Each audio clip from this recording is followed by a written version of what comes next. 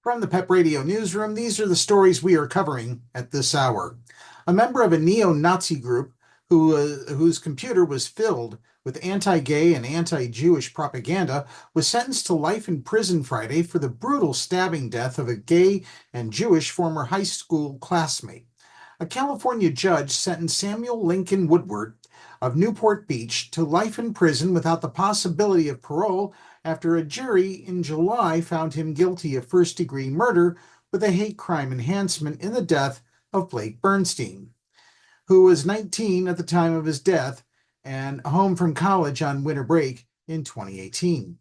Judge Kimberly Menninger said Woodward, then 21, was driven by pure hate and rage due to the victim's sexual orientation and religious beliefs. She characterized the two former schoolmates as on opposite ends of a culture war. Woodward reconnected with Bernstein on a gay dating app and arranged to meet while he was in town during the holiday break in January. The University of Pennsylvania student met up with Woodward in a public park where prosecutors say Woodward stabbed the young man 28 times and buried him in a shallow grave. Bernstein's parents reported him missing the next day and went through his online activity in search of clues. They discovered he'd been in touch with Woodward, a former classmate at Orange County School of the Arts, a middle school and high school in Santa Ana. In other news today, the Associated Press is reporting that election victories for Donald Trump and other candidates whose campaigns demeaned transgender people reinforced a widespread backlash against trans rights. For America's LGBTQ rights movement, it adds up to one of the most sustained setbacks in its history. For transgender Americans, it's personal. There is a palpable fear of potential Trump administration steps to further marginalize them.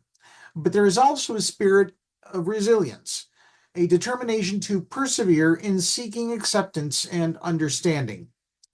I just went through an election where I couldn't watch a sports event or on TV without seeing a commercial where trans people were portrayed as monsters, said Jennifer Finney Boylan, a transgender author who teaches at Barnard College in New York. This hurts more than any other moment I can remember. We've been knocked down before. We'll be knocked down again. All we can do is fight.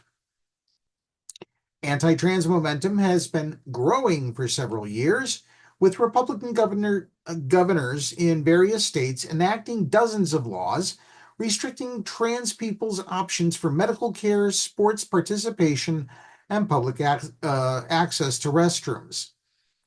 Activists fear the movement will grow with the Trump administration taking power as many Americans question the trans rights agenda. Overall, 55% of voters and 85% of Trump backers said support for transgender rights in government and society has gone too far, according to AP Votecast, a survey of more than 120,000 people who cast ballots nationwide. This election has been brutal, the leaders of advocates for transgender equality wrote to their supporters. Trump targeted trans people since his campaign launch. He targeted our existence. He targeted our rights. He promised he would continue to target trans people if he won, and we know he will keep his promise. And finally, we have this story from Colorado Springs, Colorado.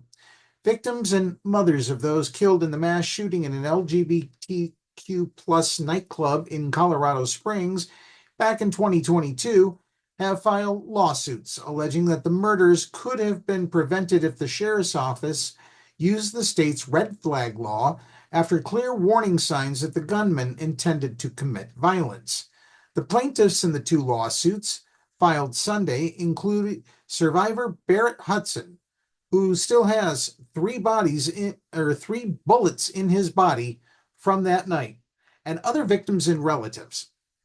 They are scheduled to speak about the legal action at a news conference on Tuesday, which is the 2-year anniversary of the shooting at the nightclub Club Q.